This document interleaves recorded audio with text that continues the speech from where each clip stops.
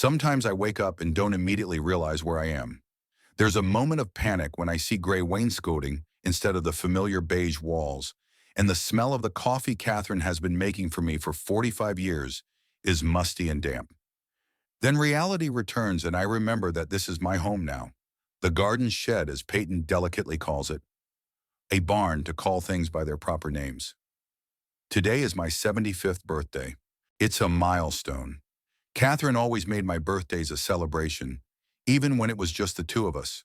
The starched tablecloth, the crystal glasses, her signature blueberry pie with candles. Make a wish, Alfred, she'd say. And I'd always wish for one thing, that we'd grow old together.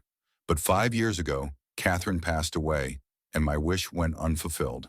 I struggled to rise from the cot that's been replacing my bed for the second month. Temporary, Dad, Hugo said when he moved it here from the garage, until they bring a real bed. We both knew there would be no bed, just like there wasn't going to be the promised space heater, bookshelves, and TV. That's the thing about Hugo. My only son doesn't know how to say no, especially to his wife. It's easier to promise and not deliver than it is to explain to me that Peyton is against it. I fumble for my glasses and cane, my faithful companions of the last few years. The hip I broke last winter still aches at night, reminding me of my own helplessness. It was that fracture that caused me to move. You need care, Dad, Hugo insisted. You can't live alone in your house with those stairs. I resisted, suggested hiring a caregiver, installing special handrails, even considering a nursing home. But Hugo was adamant. We are a family. We have to take care of each other. I didn't realize at the time that we in his mouth meant only him. Peyton never considered me part of the family. I struggled to get dressed, trying to move silently.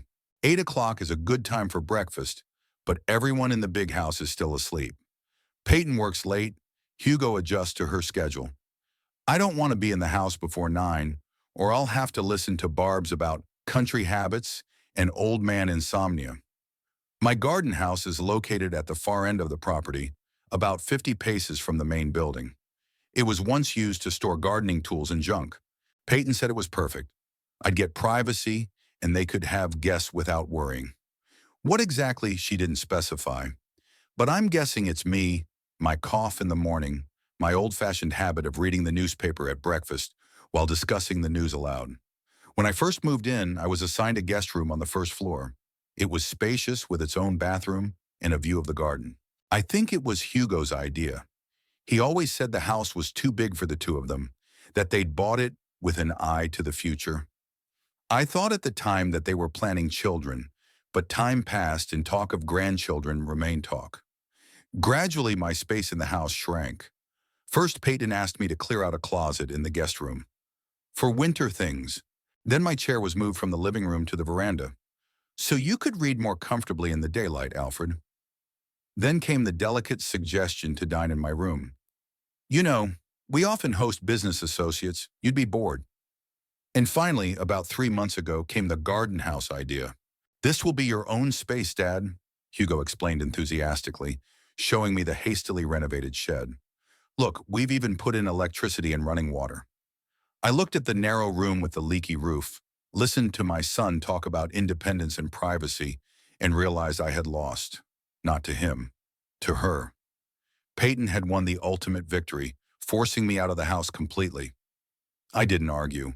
Catherine always said I was too proud for my own good. Pride is a luxury for the young, Alfred, she was fond of saying. As one grows older, peace in the family becomes more important. And I obeyed, though every step toward that barn hurt not only my hip but my heart as well. I knew Hugo wouldn't protect me. He never had. Their marriage was unequal from the start. Peyton is bright, ambitious, with impeccable taste and connections in North Miami high society. Hugo is a talented computer programmer, but shy, insecure in social situations. He looked at her with admiration from the first time we met. I remember when he brought her to meet us. Peyton Radley, a public relations specialist and graduate of a prestigious university. Catherine later told me she would swallow him whole and he would be nothing but grateful. And so it was. For 12 years of marriage, Hugo has become a shadow of his wife. She makes all the decisions, from sock color to career moves. When Catherine was alive, Peyton kept a low profile. She came over for Sunday dinners, complimented her homemade baked goods, inquired about her health, but I could see her looking at our modest home, at the simple furniture Catherine and I had spent years putting together. In her eyes, I could see the condescending superiority of someone who was sure she deserved more. After Catherine's death, the visits became less frequent and the conversations shorter. Hugo came alone, sitting in the kitchen, awkwardly choosing words of comfort. I could see he was uncomfortable in a house full of memories of his mother. Or maybe he was just uncomfortable with his own happiness next to my grief. I sit down on the only chair by the window and look out at the big house. 2 stories high, with columns and French windows, it looks like an illustration from a glossy magazine. Southern chic, as Peyton calls it. They bought it 3 years ago when Hugo got a promotion at his IT company. Back then, I was still living in Catherine's and my house, and only visited them for the holidays. I remember Peyton showing me the rooms, telling me about the estate plans, even mentioning a lovely guest room for you, Alfred. At the time, I didn't pay much attention to the fact that she called me by my first name instead of Daddy, as she had done before in Hugo's presence. I realize now that even then she was already drawing out boundaries. I had never been family to her, just a guest, and an unwelcome one at that. I take out a shabby suitcase from under the cot, all that remains of my old life. Books, photos, letters to Catherine, my treasures that Peyton scornfully called junk and forbade me to keep in the guest room. I go through old pictures. Here's Catherine and me on our wedding day. Here's little Hugo on my shoulders. Here's our Independence Day picnic in the country. We look so happy, so real. What happened to that fun-loving boy who adored his father? When did he turn into this insecure man who avoids looking me in the eye? I guess it's me. In the last few years of my employment, I became irritable, demanding. Practicing labor law sucked all my energy. Endless trials, desperate clients, soulless corporations. I often snapped at Hugo for his indecisiveness, pushing him to be tougher, more insistent. "You're too soft, son," I said. "This world is going to eat you up." Maybe I was overdoing it. Maybe he was just tired of fighting. Or maybe it's Peyton. She knows how to charm when she wants to. She turns on her beaming smile, takes an interest in your hobbies, laughs at your jokes. But when you turn your back, the smile disappears and cold calculation appears in her eyes. I'd seen it many times at charity events where Hugo dragged me to unwind, at family reunions when my distant relatives came to visit. Peyton judges people by their usefulness. What good is an old retired lawyer? I hear a door slam in the big house. Peyton is out for her morning jog, another habit she's turned into a ritual of excellence. "Keeping in shape," she says with a hint, looking over my plump figure. At our age, it's so important to take care of our health. Our age. We're almost 40 years apart, but she manages to talk as if we're the same age. Just that I'm bloated and she's in control. Peyton runs past my window, a slender figure in a bright pink suit flitting between the trees. She never looks toward the barn, as if I'm not here, as if I've already vanished into thin air. Sometimes I think that's what she wants, my disappearance. Not physical, no. Peyton's not the type to get her hands dirty, but my presence in Hugo's life, my influence, my memories of the times she wasn't there for him. Outside the window, a clear day is engaged, the sun slowly rising over the neighboring rooftops. It's damp and cool in my barn. The September nights in Florida aren't so warm anymore. I wrap myself in an old sweater that Catherine knitted back in the 90s. It smells like mothballs and home, a real home where I was loved. It's time to get ready for breakfast. Peyton will return from his run, shower, and start making his famous healthy spinach and acai berry smoothie. Hugo will be down by 9, sleepy and distracted, tucked into his laptop right at his desk. And I'll be sitting on the edge of my chair, trying not to make any noise with my spoon, not to cough, not to take up much space, like an uninvited guest, like the ghost of the man I once was. Before I leave, I cast a glance at the picture of Catherine standing by the headboard of the cot. Her clear eyes look with love and understanding. "What would you do in my place, dear?" I whisper, but the photograph is silent. Catherine has always been able to find the right words to comfort me, to guide me, to encourage me. Without her, I am like a compass that has lost its magnetic pole. I walk out of the barn, closing the door carefully. Peyton has a habit of checking to see if Daddy's house is okay when I'm not there. I once caught her rummaging through my stuff. "Just wanted to make sure you had enough of everything, Alfred," she said with a smile that made me chill inside. Since then, I've kept my most precious things, Catherine's letters, my diaries, my old contact notebook, in a locked suitcase under my bed. I walk slowly toward the house, leaning on my cane. Each step is difficult. The path is not adapted for a person with my problems. Grass has grown between the tiles, and it's easy to trip over it.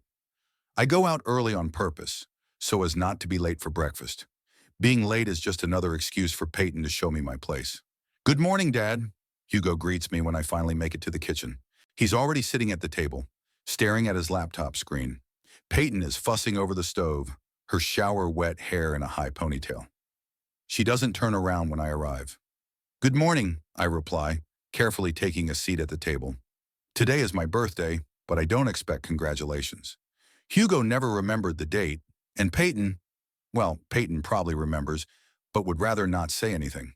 And so begins this day, an ordinary day in the life of a man who is slowly being erased from existence. A day in which I don't yet know that very soon everything will change. September days in North Miami stretch slowly like molasses. The mornings are sweltering, the afternoons unbearably hot, the evenings humid. This weather kills what little energy I have left, making me move even slower, sleep worse, gasp more often. Peyton calls it acclimatization. "It'll take a year to get used to it, Alfred. If, of course, you live to see it." She doesn't say the last sentence out loud, but I can hear it in her intonation, in the way she stretches out the words, raising her eyebrows. I waddle across the kitchen, trying not to hit the shiny stainless steel surfaces. Hugo is hurriedly finishing his breakfast, glancing at his wristwatch or his phone. He's wearing a strict suit, blue tie, the official uniform for meetings with company executives. "So when are you coming back, son?"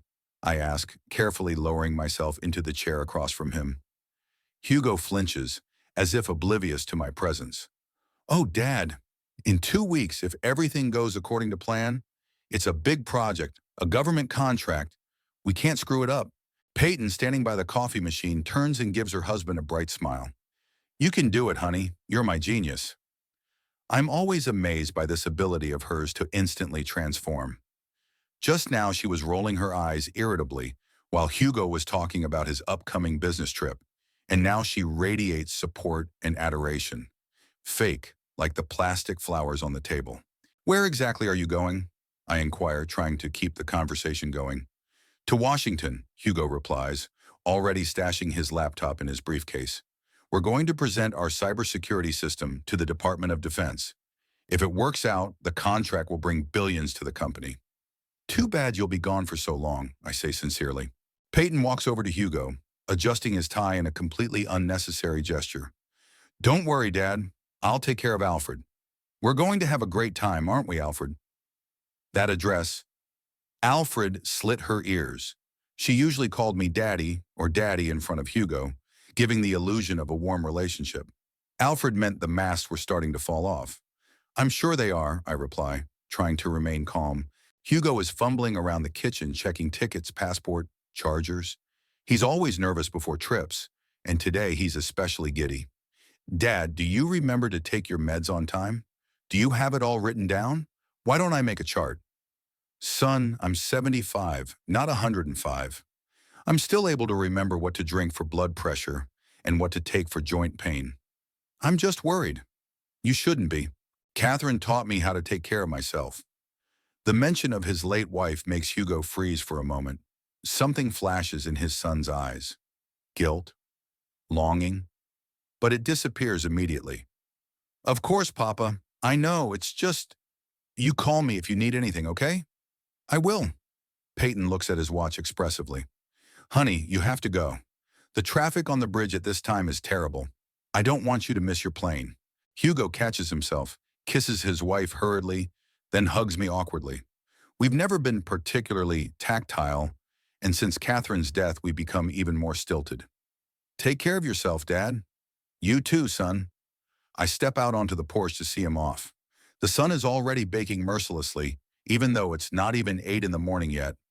Hugo loads his suitcase into the trunk of his silver Lexus, a gift from the company for 10 years of service.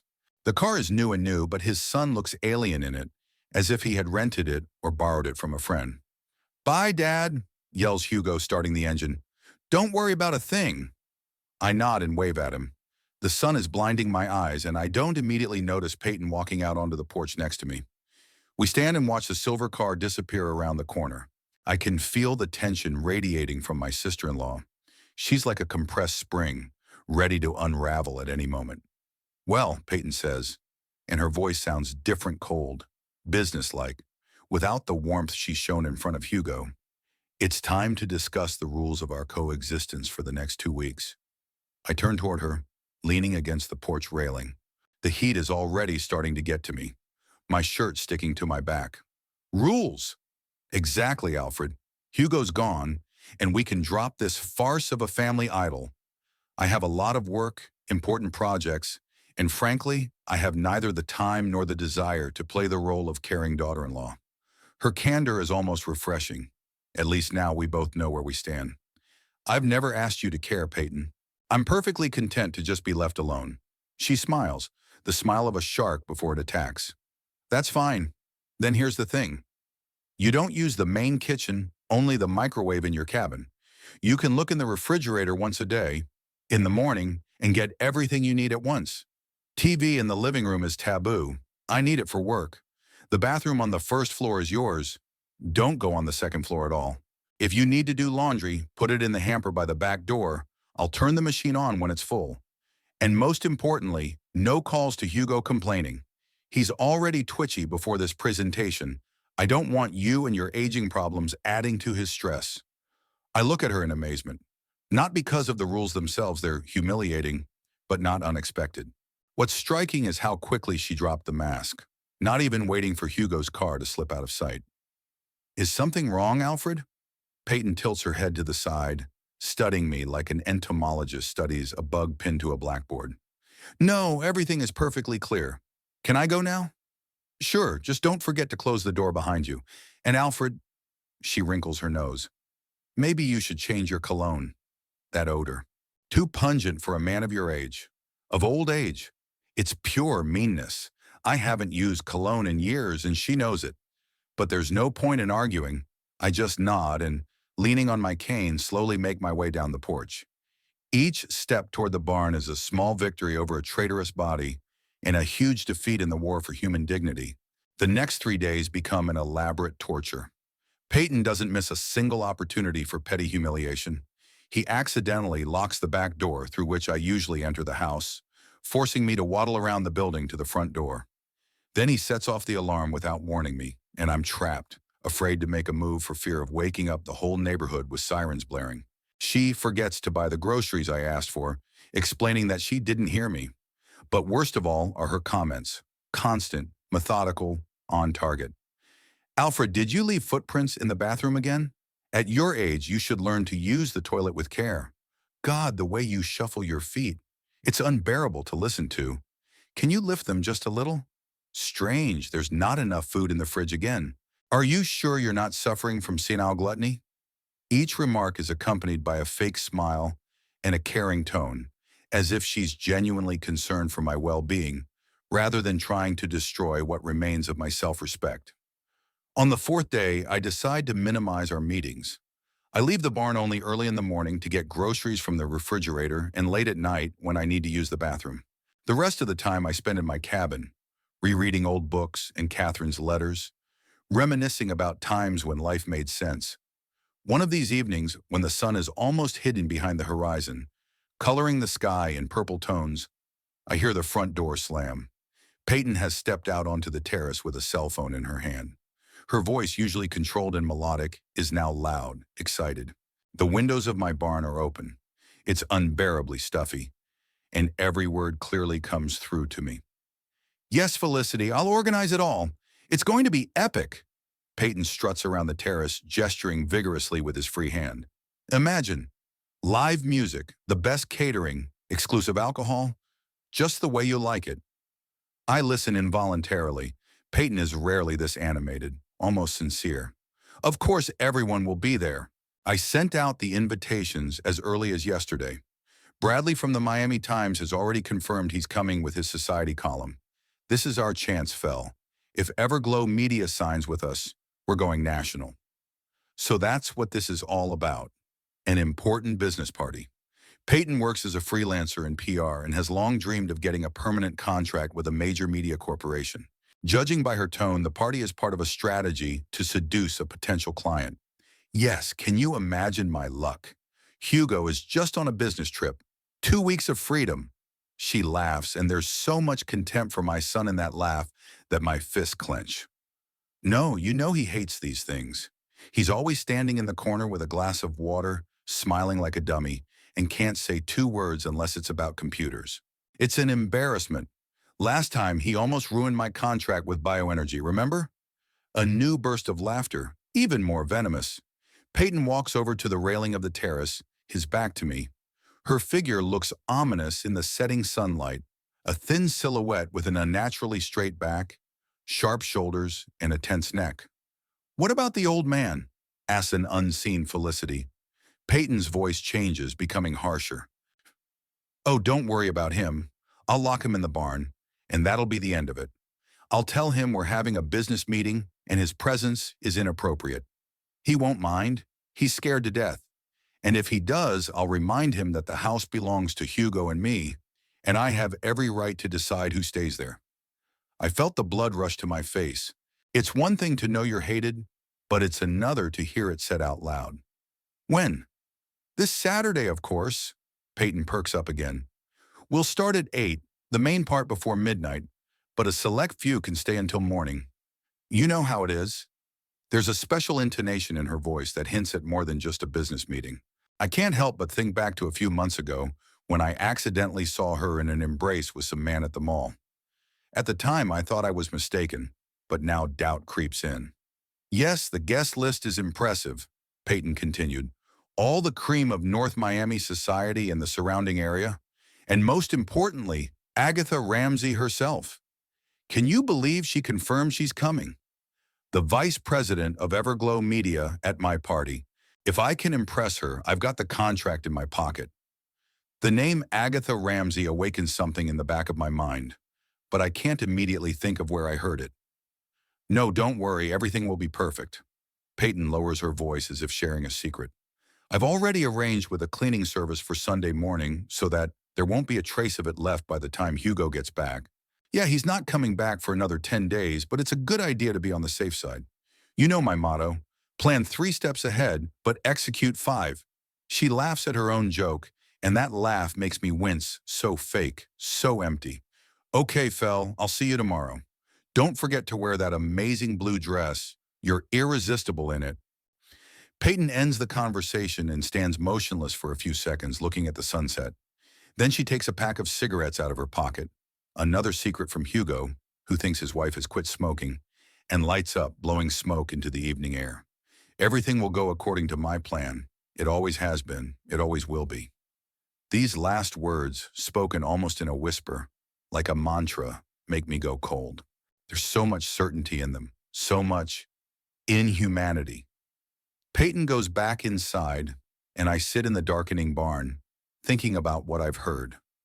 So there's an important business party on Saturday. Peyton plans to lock me in the barn to keep me out of the way.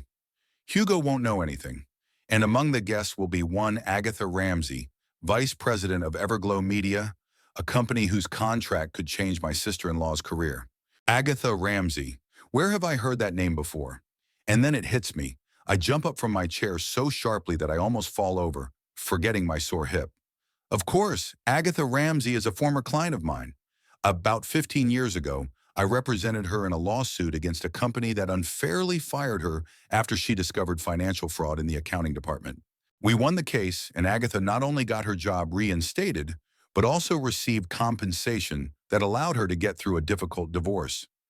I remember her crying in my office, saying that I had saved not only her career, but her life. We haven't spoken since, but I followed her progress through the news. She went from being a lowly financial analyst to one of the most influential managers in the media industry. And now she's about to show up at Peyton's party, not even realizing that somewhere in a barn sits the man who once changed her destiny.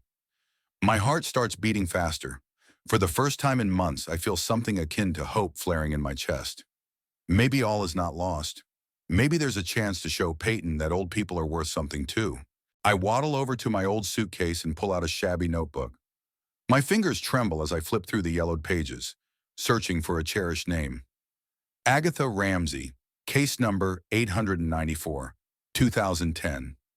Here are her contacts. Probably out of date, but still, now I have a plan. And for the first time in a long time, I don't feel like a helpless victim, but like what I've always been. A lawyer, a defender of justice. Peyton wants to show me who's boss? Well, we'll see. The game's just getting started. Saturday started with a bang.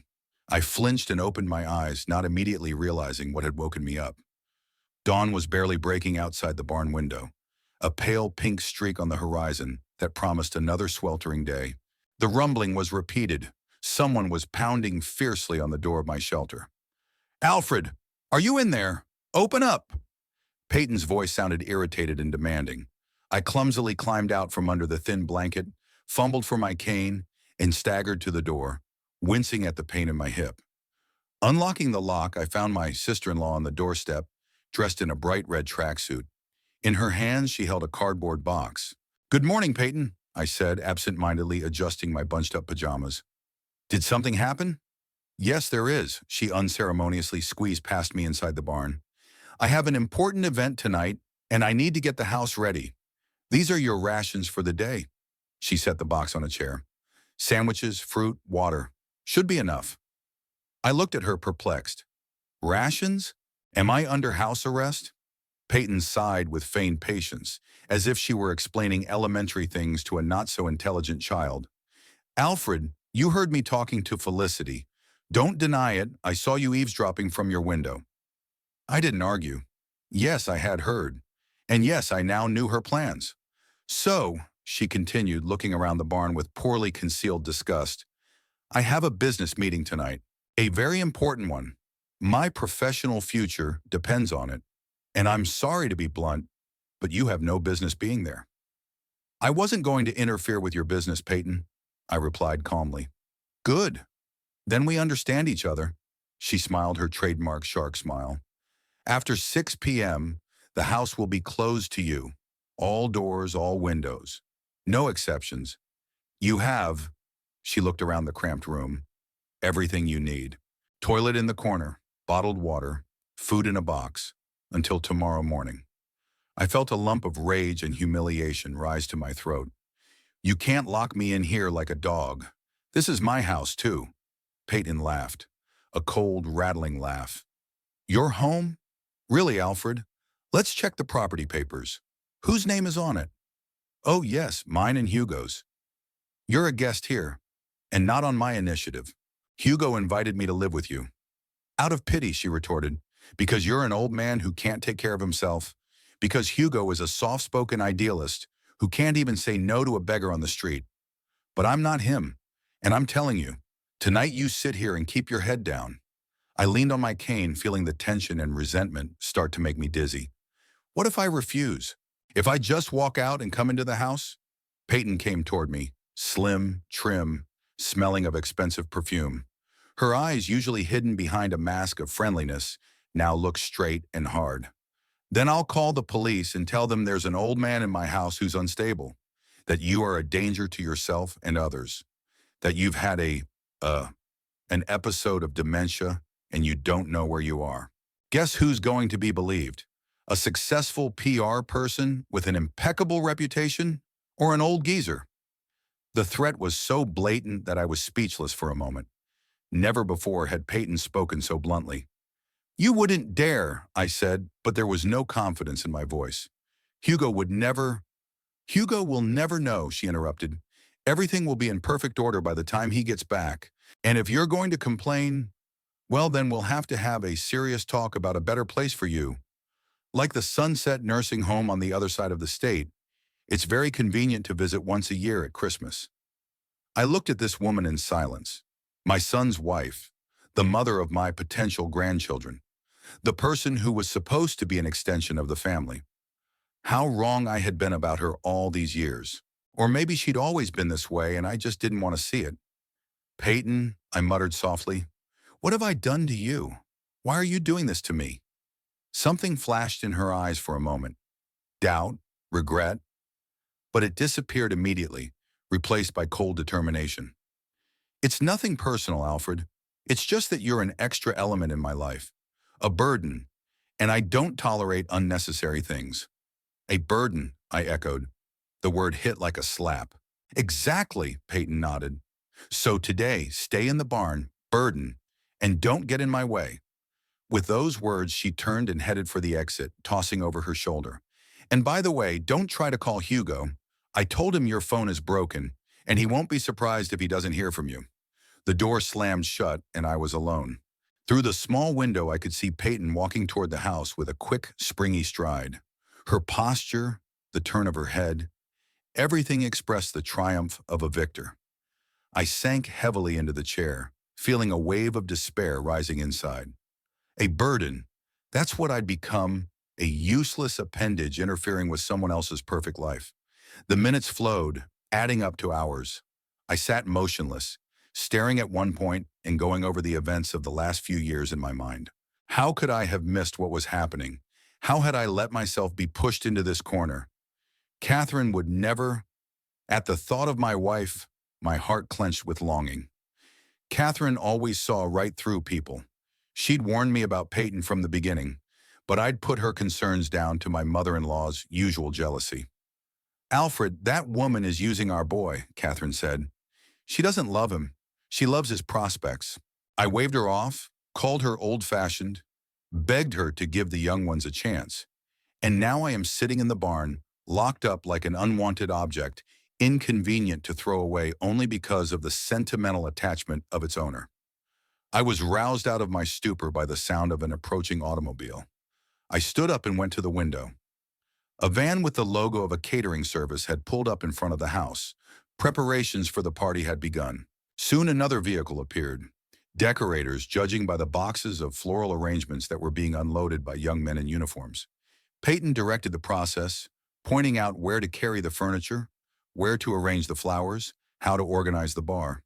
Even from afar, it was obvious how much she was in her element, commanding, ordering, controlling every detail. In another situation, I would have admired her organizational skills, but now every confident movement of hers only emphasized my own powerlessness. By noon, the heat had become unbearable. It was as hot as a steam room in the barn, despite the open window. Sweat streamed down my face. My shirt stuck to my back. I took a bottle of water out of the box warm, almost hot, and took a few sips. My thoughts went from despair to rage and back again. I imagined bursting into the party, telling all the guests the truth about sweet Peyton, calling Hugo to come clean. But then I realized it wouldn't change anything.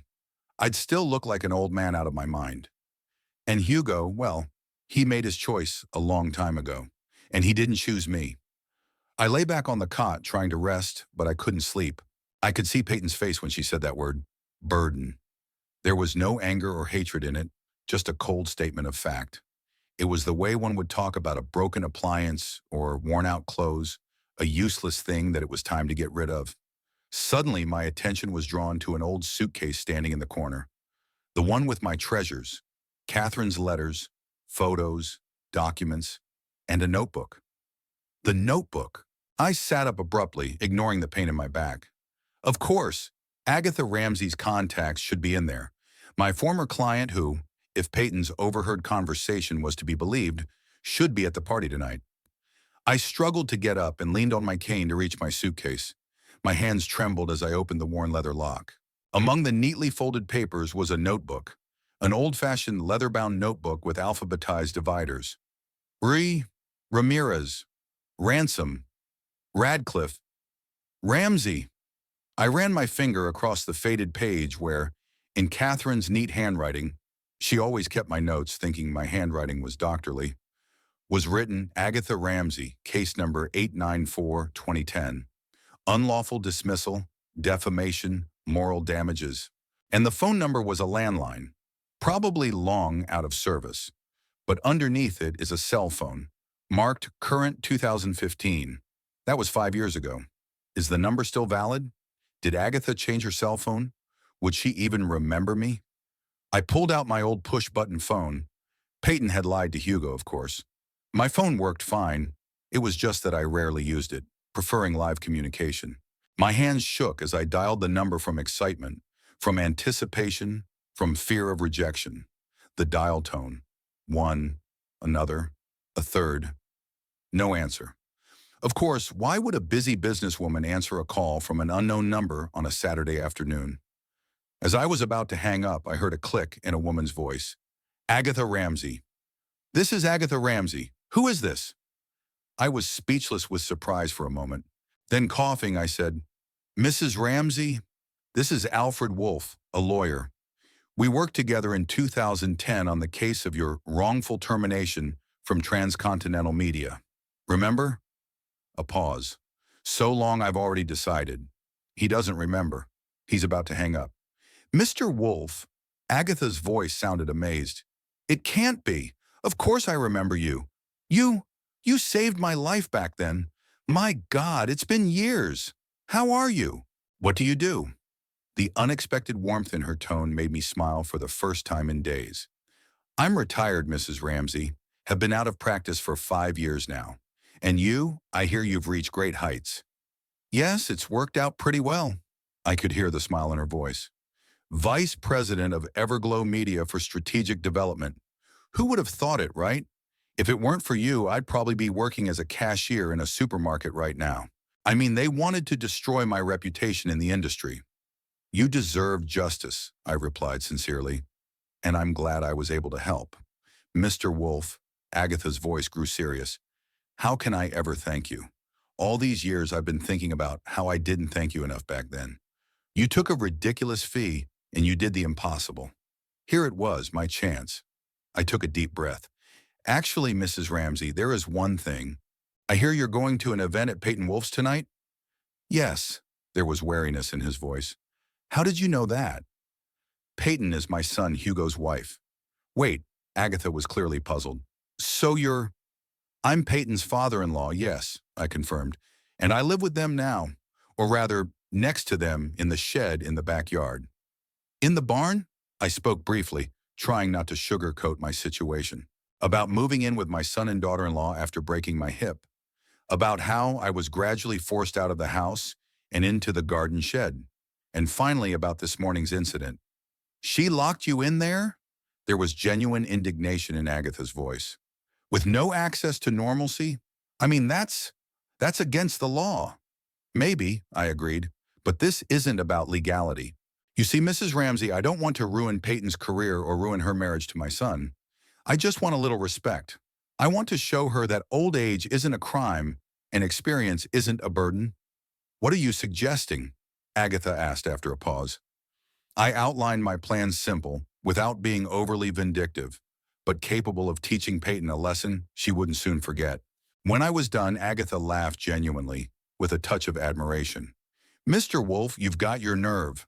I agree 100%. It will be instructive. So you'll come to the party? Absolutely. And don't worry, I'll play my part flawlessly. Now I have to go. I have to get ready for tonight.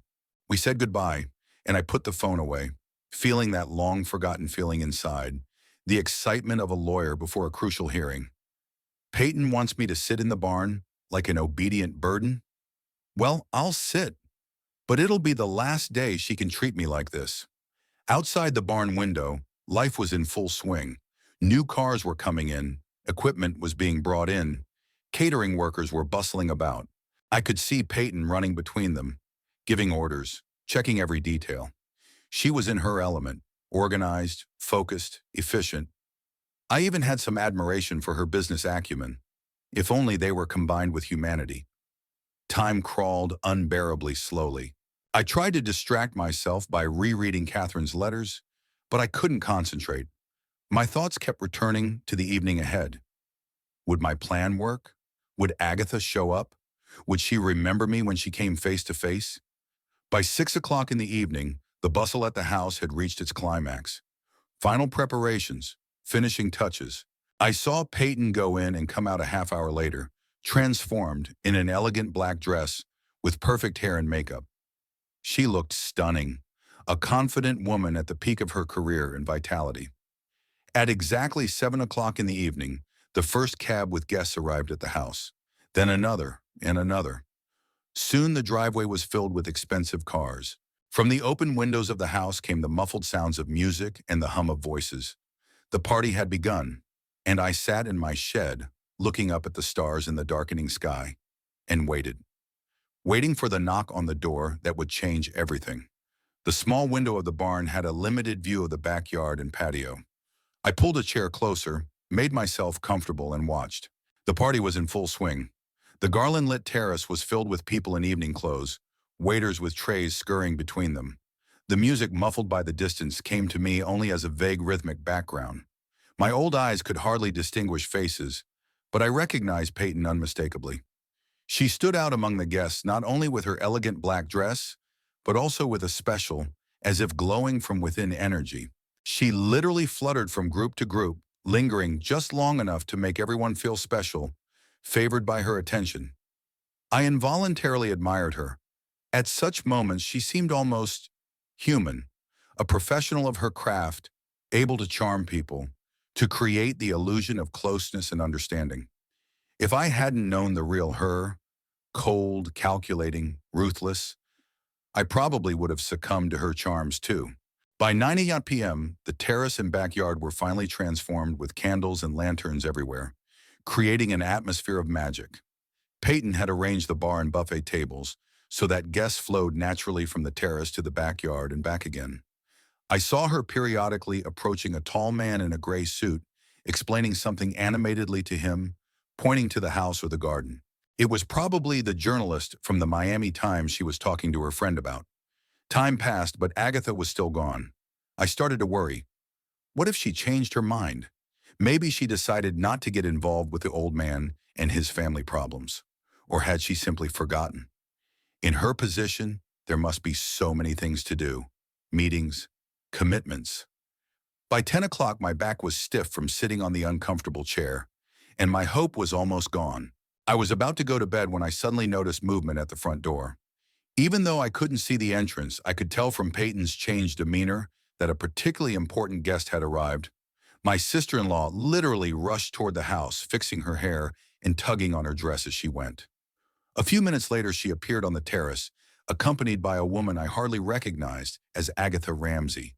The years, of course, had changed her from the thin, confused 30-year-old woman I remembered her to a confident, stately woman with impeccable posture and a commanding aura. Her short, graying hair was arranged in an elegant style, her blue dress fit flawlessly, and the pearl necklace around her neck sparkled in the light of the lanterns. Peyton literally glowed next to her, a full-mouth smile, lively gesticulation, a little bit of a playful laugh. I recognized this manner of hers. It was how she behaved with the potential clients on whom her next contract depended. "Mrs. Ramsey, I'm so glad you could make it after all." Peyton's voice came to me in scraps, but I had a good idea of what she was saying. Agatha answered something I couldn't make out, but I could tell by her restrained smile and calm posture that she wasn't giving in to my sister-in-law's charms as easily as she'd hoped. Peyton led Agatha to the bar, poured her a glass of wine, another sign of her special favor, and began introducing her to the other guests. I saw her literally push Agatha into the circle of influential people. Here she introduced her to a gray-haired man in an expensive suit. Here she called a flock of young men with cameras, obviously representatives of the press. Agatha held herself with dignity, but without arrogance. She responded affably to requests, listened attentively, smiled in the right places. But I, even from my distant vantage point, noticed that she was constantly looking around, as if searching for someone in the crowd. Me. She's looking for me. My heart quickened at the thought.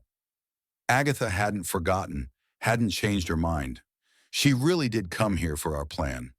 Peyton, noticing her important guest's absent-mindedness, redoubled her efforts to entertain her. Here she calls the waiter with a special tray of delicacies prepared especially for Agatha.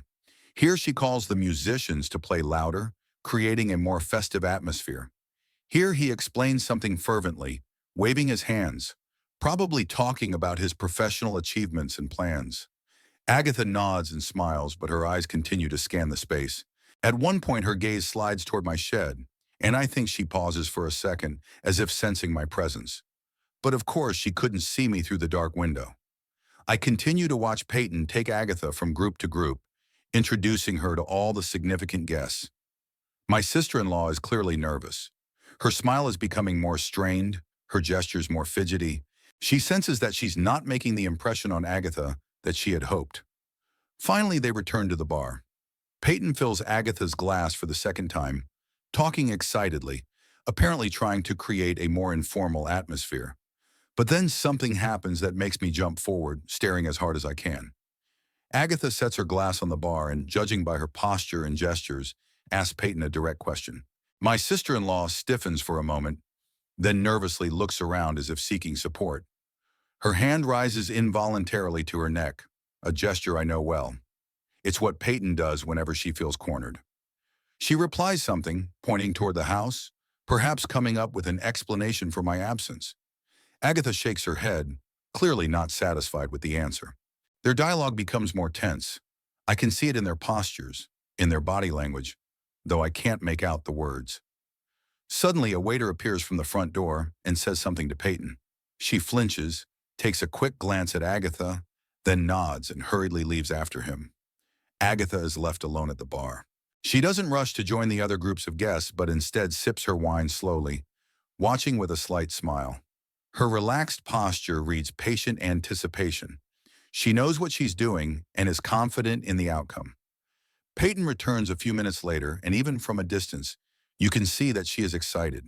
She approaches Agatha again, explaining something fervently, gesticulating vigorously. Agatha listens with polite attention, but her face remains impenetrable. Then, to my surprise, both women head toward the house and disappear inside. I lose sight of them and can only guess what they are talking about. 5 minutes pass. 10, 15. The guests start looking around for the party hostess, some of them clearly wondering where she's disappeared to in the middle of the event. Finally, Peyton appears on the doorstep, alone without Agatha. She smiles strainedly, says something reassuring to the crowd, and hurriedly heads toward the bar, where she downs a glass of champagne. Her face, even in the false light of the lanterns, looks pale, confused. What had happened in the house? What were they talking about? And where is Agatha? My questions go unanswered for another 20 minutes. All the while, Peyton tries to return to her role as the perfect hostess, laughing, chatting with the guests, calling the waiters with champagne and hors d'oeuvres. But I, who know her so well, can see it. She's on the verge of panic. Something has not gone according to her plan at all. And then, finally, what I've been waiting for all evening happens. There's a group of people walking from the front door to the terrace. Agatha, two men who look like security guards, and has the limo pulled up? I can't see the car, but I can tell from the guests' reactions that someone very important has arrived at the house. Peyton rushes toward the new arrivals, her face a mixture of horror and forced friendliness. Agatha says something to her, pointing toward the garden, in my direction. And then, to my amazement, Peyton turns abruptly and heads straight for my shed with a quick stride. I back away from the window, not knowing what to do. Peyton's coming here. Why? What did Agatha tell her? And who is this important guest whose appearance has so excited the party? Before I know it, there's a sharp knock on the barn door. Alfred, open up right now. Peyton's voice sounds different than it did this morning. There's no arrogance or contempt in it, just panic and something akin to pleading. I walk slowly to the door, leaning on my cane, and open it. Peyton stands on the threshold, disheveled, a blush staining her pale cheeks, eyes widened with fear. What's wrong, Peyton? I ask with feigned calm. What did you do? She hisses, looking over her shoulder. How did you get involved with Agatha Ramsey? How do you know her? I was her lawyer 15 years ago, I answer simply. Helped win a case against the corporation that illegally fired her. Peyton looks at me like she's seeing me for the first time. Something like respect flashes in her eyes, but it's immediately replaced with anger. And you told her about me? Slandered me in front of your most important client? I just told the truth, Peyton, about how you're making me live in a barn, about how this morning you called me a burden and locked me in here for the duration of the party. Is that slander? She opens her mouth to object, but immediately closes it. There's nothing to object to. It's all pure truth. You don't understand, Peyton finally says, lowering his voice. She brought the president of Everglow Media with her, the real boss. He wants to meet you, says Agatha told him about the great lawyer who once saved her career. And now he refuses to discuss a contract with me until he sees you. I can't hold back a smile. Agatha has exceeded my expectations. Not only did she come herself, but she brought her boss, obviously to amplify the effect. Well, I say, straightening up as much as my aching back will allow, you're going to have to introduce me to your guest, Peyton. Don't worry, I won't say anything. Unnecessary. Bye. She looks at me with hatred mixed with fear, and most surprisingly, with reluctant recognition. Okay, she says through gritted teeth. But if you screw up my contract, then what? I interrupt. Send me to a nursing home? Lock me in a shed forever? Call the police and tell them I have dementia? I heard all of that this morning, Peyton. And you know what? I'm not afraid of that anymore. We stare at each other for a few long seconds. A young woman used to getting everything she wants and an old man who has finally remembered who he is. Let's go, Peyton finally says, backing away. Just clean yourself up. You look like a man who's been in a barn all day, I finish for her. Don't worry, I know how to look presentable even in the most unrepresentable conditions. It's called dignity, Peyton. You should try it. I quickly comb my hair, change into a fresh shirt I've been saving for special occasions, and follow Peyton to the house. Every step is hard, her hip is aching, and my back is stiff from sitting at the window. But I do my best to stay upright. This is no time to show weakness. As we approach the terrace, the eyes of all the guests turn toward us. I can see the surprise on their faces. Apparently, Peyton never mentioned her elderly father-in-law living in the backyard barn. Agatha is standing at the bar next to a distinguished-looking man in his 60s.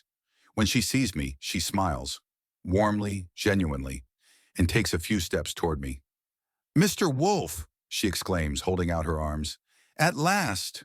And I thought I wouldn't see you today. I shake her hands, feeling unsolicited tears come to my eyes. Mrs. Ramsey, you haven't changed at all. Flatterer, she laughs, hugging me. But you have changed, and for the better, I must say. Even more solid, even more imposing. Peyton stands next to me, smiling strainedly and nervously rubbing the bracelet on her wrist. Do you know each other? She asks, even though she knows the answer perfectly well. Familiar?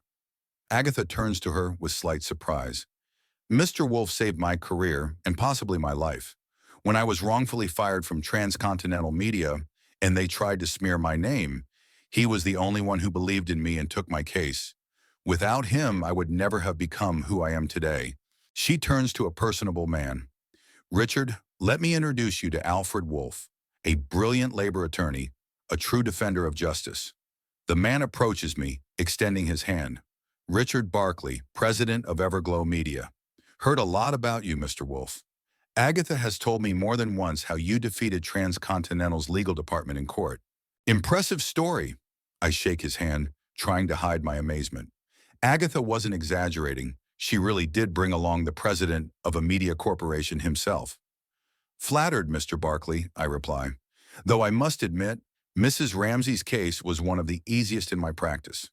When the truth is completely on your side, it's not so hard to win. You're being modest, smiled Barkley. Agatha says you've done a tremendous job digging up evidence no one else could have found. Peyton shifts his gaze from me to Agatha and back again, clearly trying to make sense of what's happening. Yeah, I didn't realize my father-in-law had such a heroic past, she says uncertainly. He never told me. Really? Agatha raises her eyebrows. I thought you were proud of him. After all, you care for him so much, don't you? Her voice sounds innocent, but the look she gives Peyton is full of irony. Have created special conditions for him in the garden. Peyton blushes and pales at the same time. Yes, of course, we care for Alfred very much. It's just that he's so independent. He insisted on living apart on his own. I understand, Agatha nods. Independence is a great thing, especially when they lock you in the barn for a business party and call you a burden. A heavy pause hangs in the air. Peyton's face contorts as if from a blow. She casts a panicked glance at me, then at Agatha, then at Barkley, who's watching the scene with an expression of restrained interest. I don't, it's not, Peyton stammers, clearly not knowing what to say. There must have been a misunderstanding. Alfred was never, I never said, Mrs. Wolfe, Barkley interrupts her, his tone noticeably colder now. Our company takes ethics and respect for the older generation very seriously. My own father lived with us until he was 92, and I consider that one of the greatest blessings of my life. Peyton looks like he's about to faint. Of course, Mr. Barkley, I completely share your values. Family comes first. It's just that there was a slight misunderstanding. Alfred's been a little ill, and I was worried that the noise of the party— Don't bother, Barkley raises a hand, stopping her. Agatha has told me enough, and I'm inclined to believe a man who's been with our company for 15 years without fail, not someone I met for the first time. He turns to me. Mr. Wolfe, it's been an honor to meet you. Agatha did not exaggerate your services. Likewise, sir, I reply. You've built an impressive company. Barkley nods and turns to Agatha. I think we should get going. We have to be up early tomorrow. The meeting is at 9. Of course, Richard, Agatha agrees and turns to me. Mr. Wolfe, it was incredibly nice to see you again. Let's keep in touch. I'll write down your phone number. Peyton stands beside me, frozen, with a frozen smile on her face. Her world is crumbling before her eyes, and there's nothing she can do about it. What about the contract? She finally squeezes out. Barkley and Agatha exchange glances. I'm afraid, Mrs. Wolfe, Barkley says, Everglow Media will not be able to partner with you for the foreseeable future. We are very selective in our choice of partners and value not only professionalism, but also human qualities. With those words, he nods at me and heads for the exit. Agatha follows him, but halfway there, she turns around and says to both of us, my grandmother always said that how you treat the weakest members of your family is how the world will treat you. Think about that, Mrs. Wolfe. And they walk away, leaving Peyton and me standing in the middle of the hushed terrace, surrounded by the curious stares of the guests, who have undoubtedly heard enough to keep all of North Miami buzzing with gossip tomorrow. You, Peyton hisses, turning to me as Agatha and Barkley disappear from view. You ruined everything. Everything I've been working on for months. No, Peyton, I reply calmly. You ruined everything yourself. With your attitude, your words, your actions. I only showed you your true colors. You'll regret it, her eyes narrow to slits. When Hugo comes back, we'll talk to him. About everything. About the barn, about what you said, about how you locked me out. Do you think he'll take your side? Peyton doesn't answer, but I can see it in her face she's not sure. For the first time since we've known each other, there's fear in her eyes, not for her contract or her career, but for her position as wife and mistress in this family. And I feel strangely relieved. It's as if the heavy burden I've been carrying all these months has suddenly disappeared. I am no longer a helpless victim, no longer a burden, no longer the ghost of a man locked in a barn.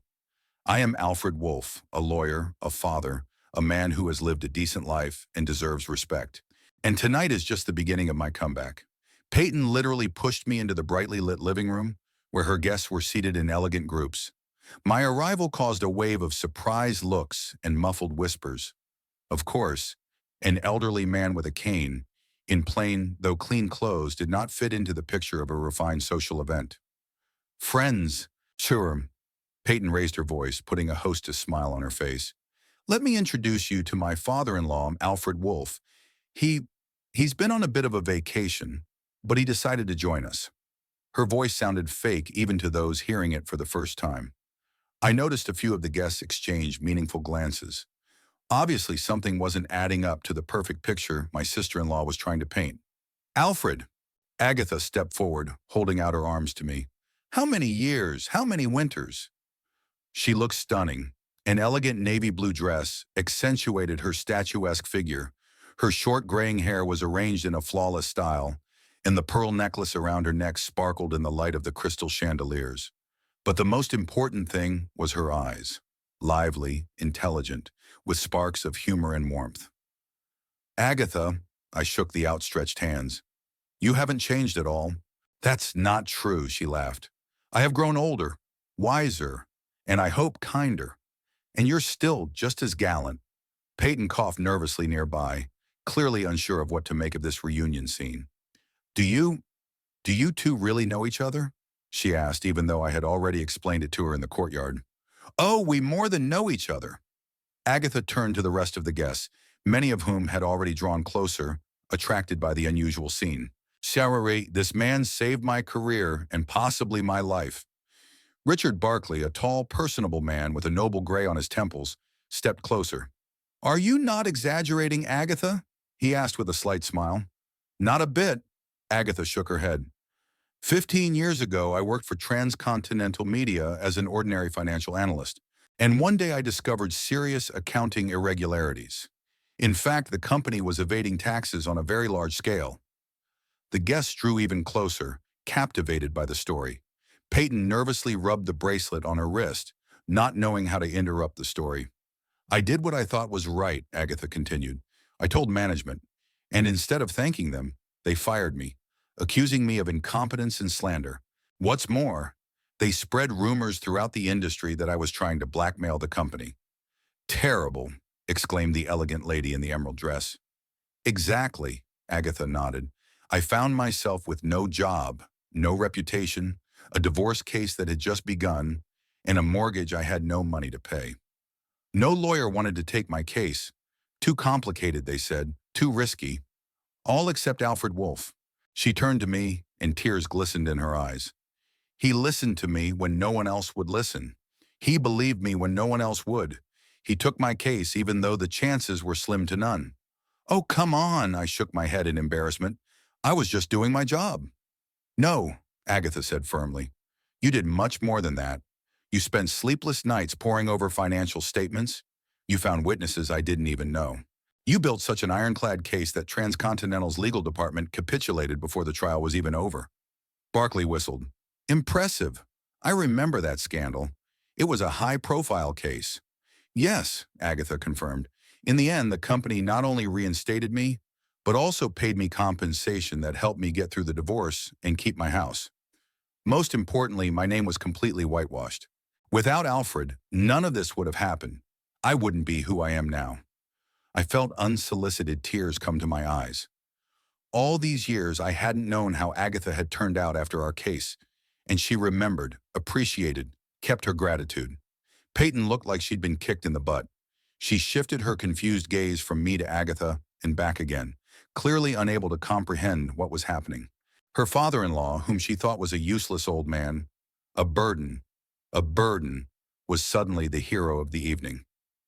"And do you know what the most amazing thing is?" Agatha looked around at the hushed guests.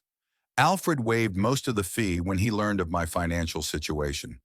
Justice is more important than money," he told me then. "How many lawyers do you know capable of doing that?"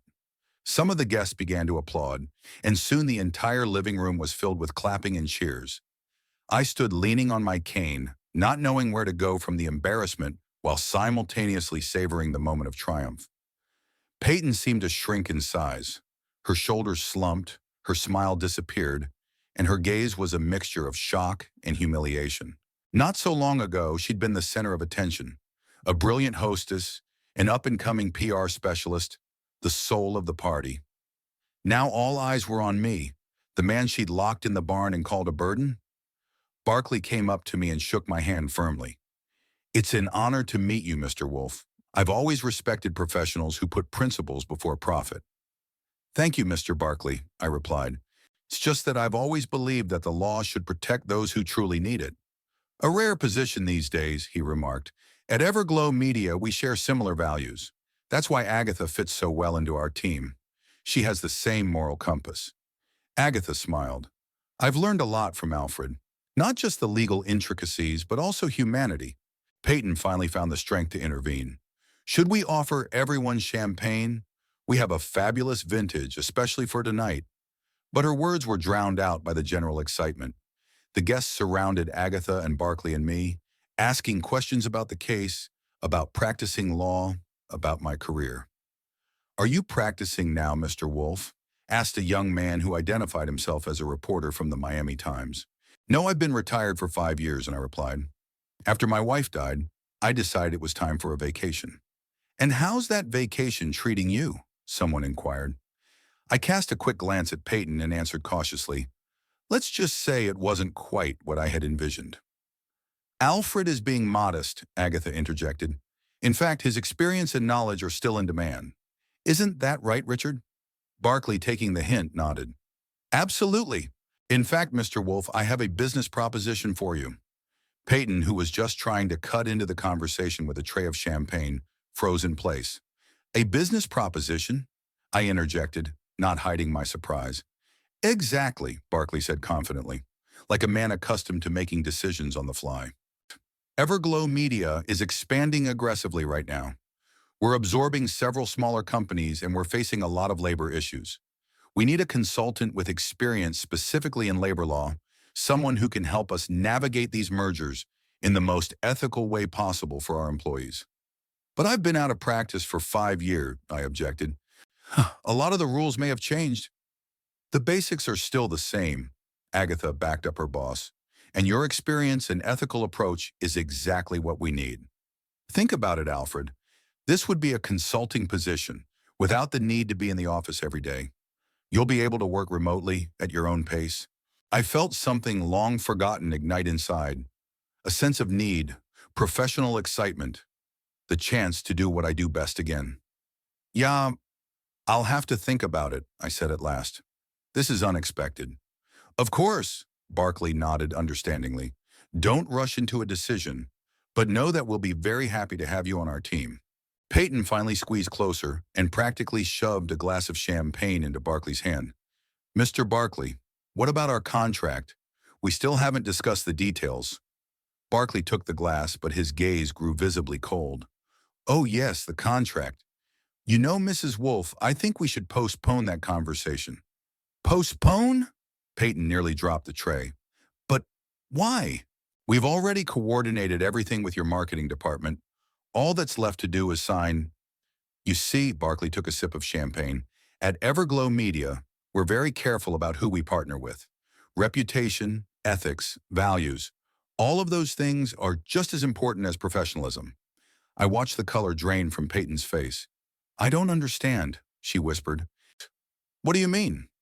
"I mean," Barkley said quietly but firmly, "that a company willing to partner with a man who locks his own father-in-law in a barn and calls him a liability is unlikely to share our corporate values." Dead silence hung in the living room. Peyton looked like she'd been stabbed in the back. "This is a misunderstanding," she whispered.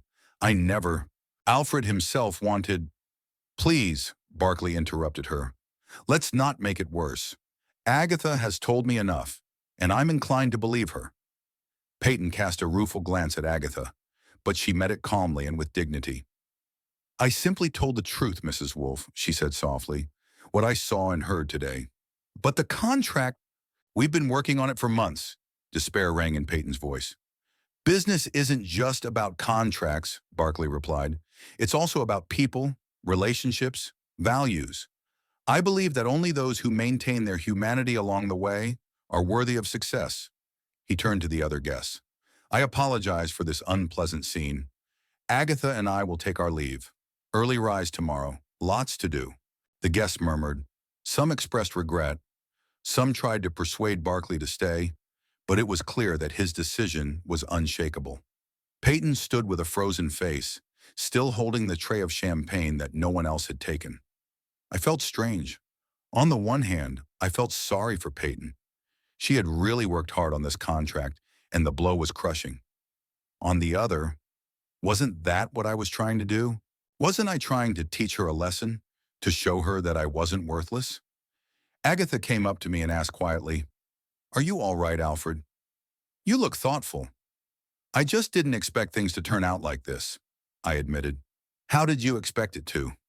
She looked carefully into my eyes. "That she'd apologize, give you a hug, and you two would make a soulmate?" I grinned bitterly. "No, of course not. But I wouldn't wish such a public humiliation on her either. Agatha shrugged. You know, sometimes public humiliation is the only way to get through to someone with inflated self-esteem. Maybe it will make her rethink her behavior.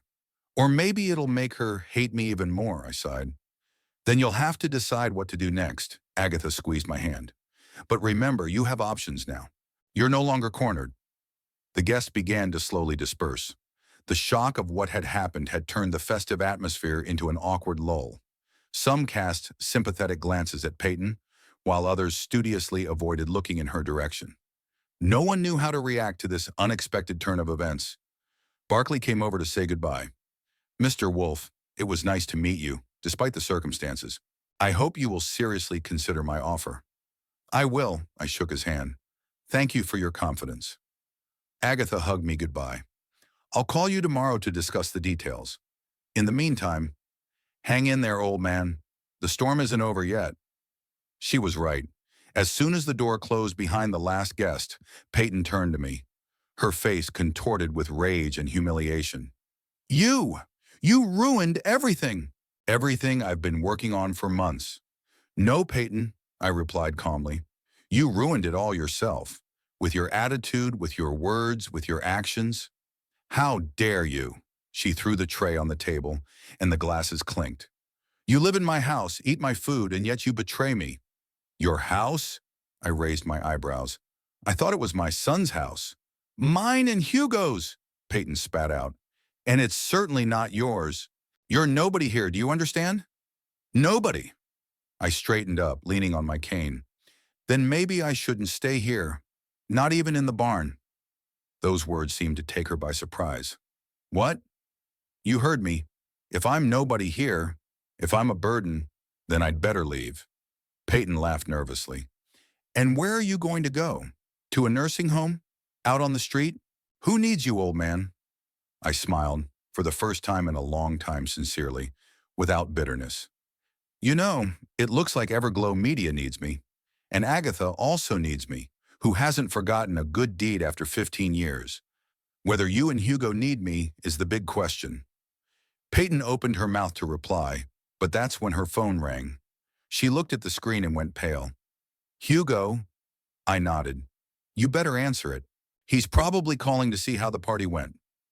Peyton hesitated, clearly unsure whether to answer in front of me and risk my interfering in the conversation or ignore her husband's call.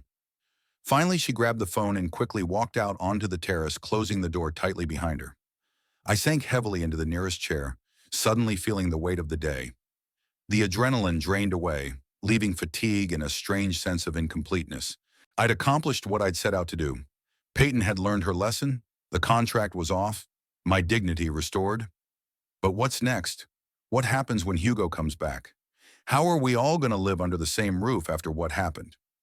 I was brought out of my reverie by the sound of Peyton returning. She looked strange, not angry, not upset, but kind of detached. Hugo's coming back tomorrow, she said quietly. His presentation went great, his contract is signed, and he was released early. That's good news, I remarked. For whom? She asked expressionlessly. I didn't answer. We both knew that Hugo's return meant the inevitable conversation, the truth, the clarification of relationships, the end of the usual order of things. The doorbell rang, unexpected, considering the late hour. Peyton frowned. Who could it be? She went to open it, and I was left sitting there, too exhausted to move. Peyton returned a minute later with an envelope in her hand. This is for you, she said, holding it out to me. From Agatha Ramsey.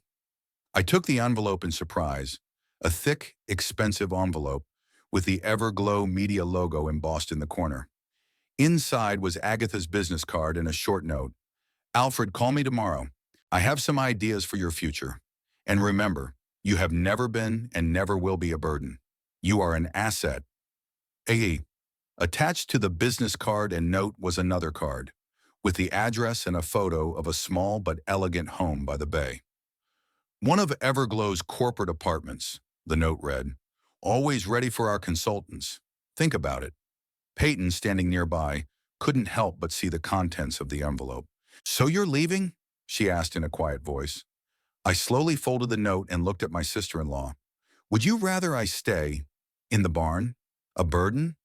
She averted her eyes. Hugo would be upset. Hugo deserves to know the truth, I replied, about how you really feel about me, about what's been going on in this house while he's been gone. You're going to destroy our family, Peyton whispered. No, I shook my head. Oh, it's already destroyed. By lies, by neglect, by disrespect. I'll just show you the shards that you and Hugo might want to glue together. Or you may not want to. It's your choice. Peyton didn't say anything, just turned and walked slowly up the stairs, defeated and devastated. And I was left sitting in the darkened living room, holding the envelope with the promise of a new life, a life where I was valued for who I was, not tolerated out of obligation. Outside the window, dawn was breaking. A new day, the beginning of something that had yet to be defined. The morning had been unusually quiet and tense. I'd spent the night in the guest room, the same room Peyton had forced me out of months ago. After last night, she didn't have the energy to argue. Around noon, I heard the sound of a car pulling up. Hugo's silver Lexus pulled up in front of the house. My son looked upbeat. Apparently, the business trip had been a success. The house was buzzing with excitement. Peyton rushed to greet her husband with feigned joy. Honey, I'm so glad you're back early. I missed you terribly. I missed you too. How are you and your father doing here? There was a pause. I imagined Peyton frantically choosing words, deciding where to begin her version of events. An hour later, Hugo himself knocked on my door. Dad, are you in here? Can I come in? Sure, son, come on in. Hugo walked in with a frown on his forehead and a tense look in his eyes. Apparently, Peyton had already begun to set the stage. She said you deliberately disrupted her important business meeting, Hugo said carefully. Han, that you contacted her clients behind her back. Is that true? Hugo, we need to have a serious talk. Not here. Let's go out into the garden and I'll show you something. We moved slowly toward the barn. When we reached it, I took out the key and opened the door. Come in, I invited. Welcome to my residence. Hugo hesitantly stepped over the threshold and looked around. I watched his expression change from bewilderment to shock, from shock to horror. The room was exactly what it had been, a converted barn. A narrow cot instead of a bed, a stumpy table, a single chair. In the corner, a bucket with a lid instead of a proper toilet.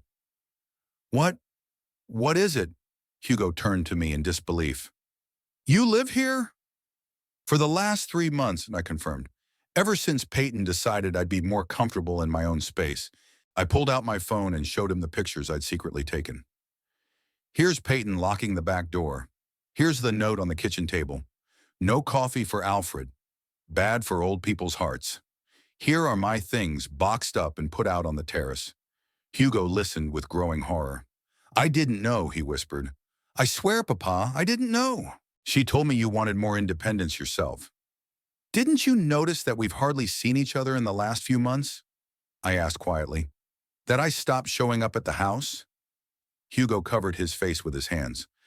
I thought you just wanted to be alone. You've become more withdrawn since Mom died. What happened at the party? He finally asked. I told him everything. From the morning conversation when Peyton called me a burden and locked me in the barn, to the appearance of Agatha Ramsey and her boss, from the lost contract to the job offer. Not to get revenge, I shook my head in response to his question. To show her that I'm not a useless old man to be locked in a barn, that I have dignity, a past, worth. We went back to the house. Peyton was waiting in the kitchen, nervously thumbing through papers. Hugo, I can explain, she began. Explain, my son's voice sounded firm. Explain why my father is living in a barn without proper facilities. Why you locked him in there. Why you called him a burden. Peyton stammered. He's exaggerating.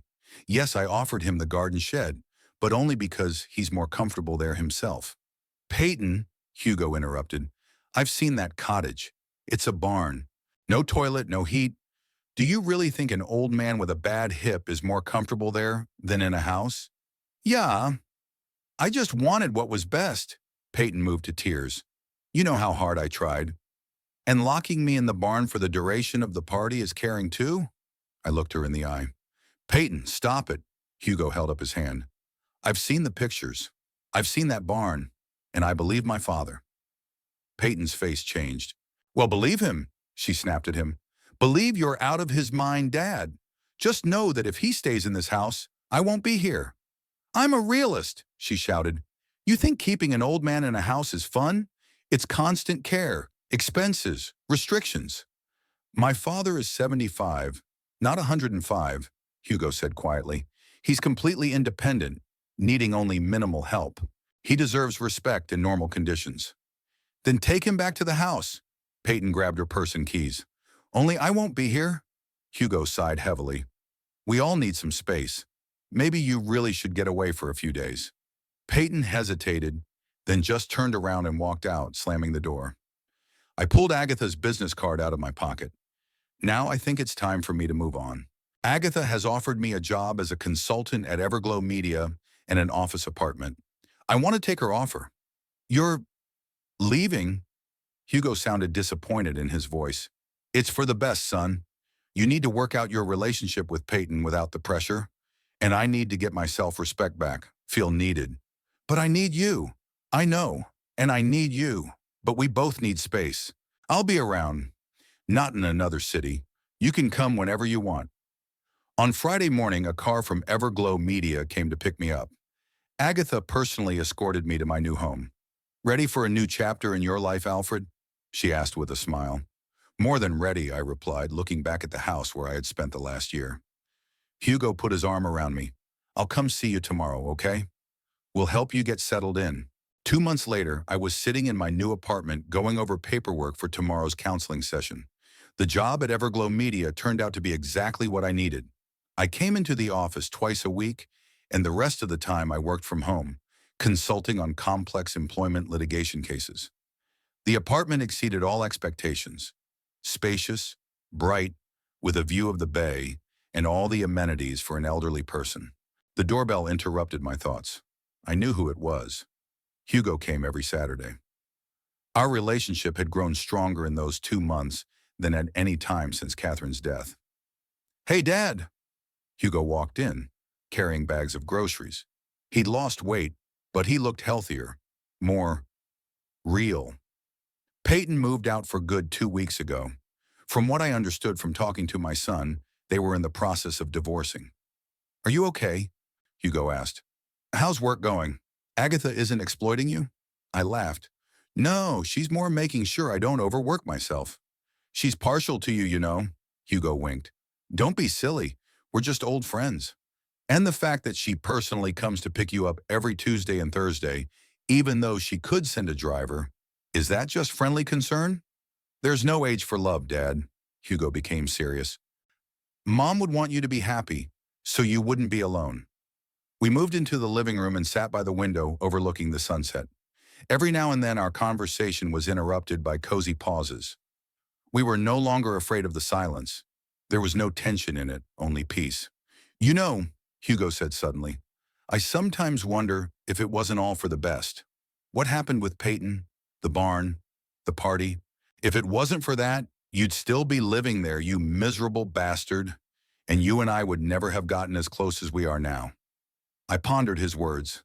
You're probably right. Sometimes you have to lose something to gain something more valuable. I lost my place in your house, but I gained myself. And you, the real you, also. Hugo raised his glass. To new beginnings? To new beginnings, I agreed, clinking glasses with his. It was getting dusk outside the window and we talked. Really talked, like father and son, without barriers, without fear, without pretense. Sometimes you have to go through humiliation and pain to find dignity and freedom. And sometimes, quite unexpectedly, at 75, you can start a whole new chapter of your life.